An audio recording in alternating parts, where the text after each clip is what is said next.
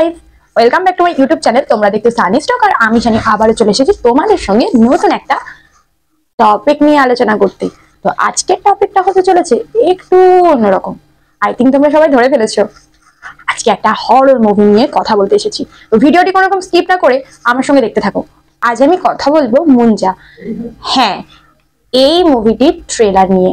যদিও আমি এতদিন পরে ট্রেলারটা দেখলাম আর সাথে সাথে চলে এলাম রিভিউ দিতে।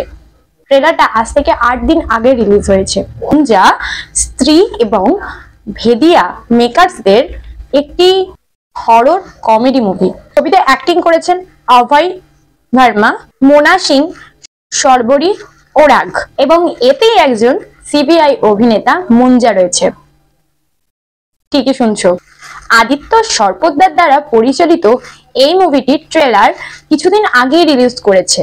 প্রেমের প্রতি মুঞ্জিয়ার যে আবেগ বা আবেশ যাই বলো না কেন তোমরা, এবং তার না পাওয়া ভালোবাসা মুন্নির খুঁজে চারিদিকে ঘুরে চলেছে। স্ত্রী এবং ভেদিয়া মেকার্সদের দ্বারা আনা এটি ভারতের সিজিআই অভিনেতা মুঞ্জার সাথে মিট করাবে দর্শকদের।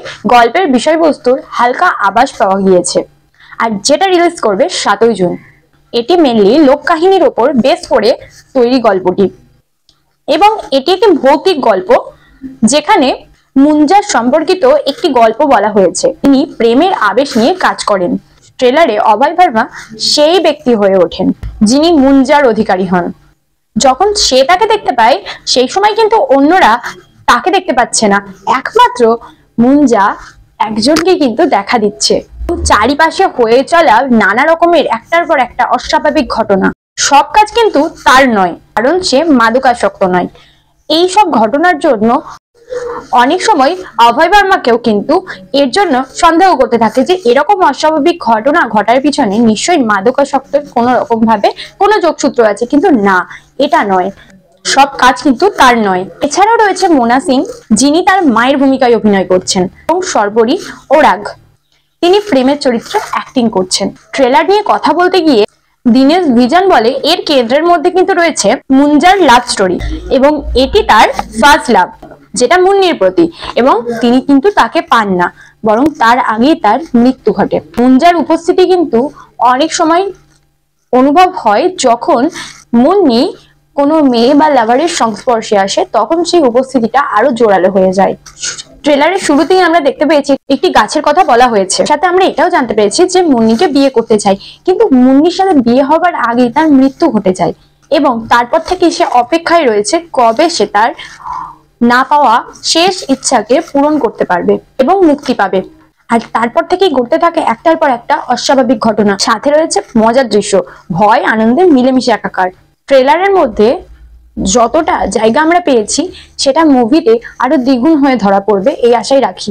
ট্রেলারের শেষে ব্ল্যাক ম্যাজিকের একটা দিকের হালকা আভাস কিন্তু পাওয়া যায়। শেষে একজন মহিলা একটা লাঠি দিয়ে গাছটিকে আঘাত করে, ঠিক তার সাথে সাথে মুঞ্জা চলে যায়। আসলে কোথা থেকে কি ঘটে চলেছে বা কোথা থেকে কি হতে চলেছে, আদেও কি সে তার অসম্পূর্ণ ইচ্ছা সম্পূর্ণ করতে পেরেছিল নাকি আরো অন্য কিছু ঘটেছিল, সেটা জানতে গেলে আমাদের কিন্তু মুভিটির জন্য ওয়েট করতে হচ্ছে। তো চলো তোমরাও 7ই জুন অব্দি ওয়েট করো। দেখা হচ্ছে নেক্সট আপডেট নিয়ে। তোমরা যারা হরর মুভি লাভার তাদের জন্য এই মুভিটি। তো তোমরা কতটা এক্সাইটেড এই মুভিটি নিয়ে কমেন্ট সেকশনে কমেন্ট করতে ভুলো না।